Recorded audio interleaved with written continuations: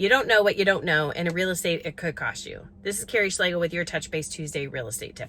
Story time. Yesterday, had a closing, and I was successful in getting a junk fee removed for my sellers. Now, this wasn't such a high fee that they balked at it. I showed them the draft of the CD and the Ulta, and they were fine with it. But I knew this fee was a junk fee. And so I said, do I have your permission to push back on this? And they said, of course, but if not, it's fine.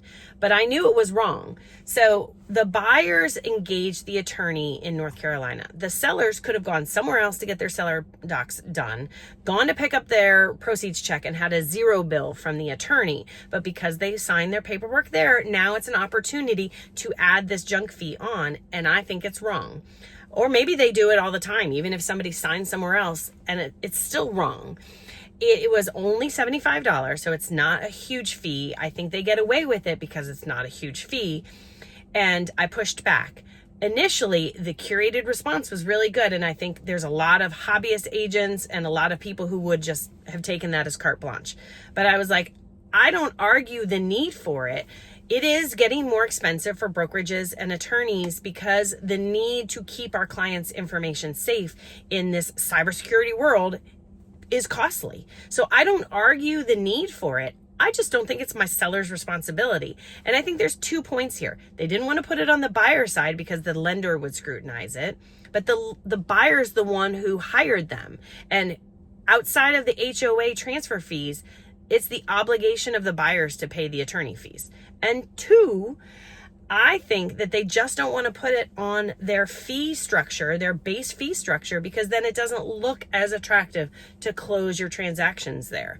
So they're trying to just keep their transaction cost lower and attractive so people will close there. And then they add these fees on to offset their expenditures. And I think that's wrong. If it costs more money to do business now, it costs more money. Put that up front.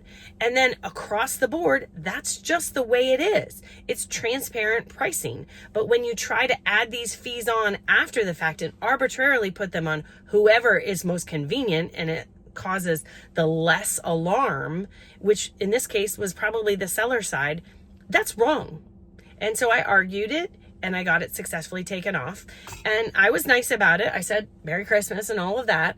But I didn't argue the need for it. I just argued that it shouldn't be my seller's responsibility, and it was taken off. And this is why you don't know what you don't know. So when somebody comes to me and they're like, oh yeah, I've bought or sold 3 or 4 houses in the last 15 years. Great. That's not that much experience. That's about the same amount of experience as somebody who has their real estate license and does 1 or 2 transactions a year. They don't know enough of what's going on that they would have not just taken that initial curated response as truth. They just don't know that. And it's having that sweet spot of someone who does 20, 30, 40 transactions a year, but isn't so busy that they're passing everything off to a closing coordinator who's really just working on volume. They're not trying to cause pushback at all. They're like, send the closing disclosure over. The seller's fine with it. Great. Done. They aren't paying attention because they're just working in mass. And so having someone who's paying attention but knows what's going on, doesn't have too much time on their hands, but has enough time on their hands to pay attention, is the sweet spot. Of course, I want you to hire me, but there's only so much of me to go around. So if you're not hiring me, hire someone good. If I'm not in your area, but you like the way I talk about real estate and you like the way I protect my clients, contact me. I will interview agents on your behalf and set up that referral and do some of the legwork to make sure you have the right agent protecting you next year when you make one of your largest purchases.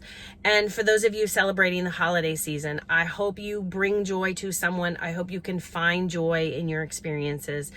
And I know it's not always easy at the holidays with someone who has passed or you have a hole in your life right now. But I hope that you can find a glimmer of joy and hope in your experiences and with those who you are around. And take care. I will see you in 2026.